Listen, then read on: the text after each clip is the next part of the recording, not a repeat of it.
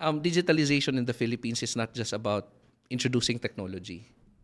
Ngayon, napakahirap sa amin sa DICT. Nung dati, wala pa ako sa DICT, napakadali yang gawin. Oo. Just install a new technology and they will just Adapt. implement it. Mm. Pero you know what? Sa government kasi may tinatawag tayo na bureaucracy.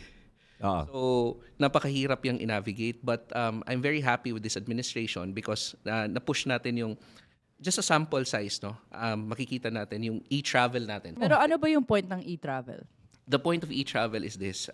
It's actually seamlessly making everything interoperable yung system ng natin, yung system ng BI or yung Bureau of Immigration, yung tourism natin. And at the same time, it's also a security feature dito sa Pilipinas. Kasi napaka-importante that we know who's coming in and who's going out. And at the same time, kaakibat din po sa technology natin, importante din po yung na-collect natin na information or data. Napaka-importante ito sa tourism natin. Kasi dati, mahirap tayong mag-analyze kung ilan bang mga Koreans pumunta dito sa Philippines. Oo, ngayon, At madali what na. point, 'di ba? Tapos kukunin mo pa lahat ng mga records, nakatali pa 'yon sa mga sheets.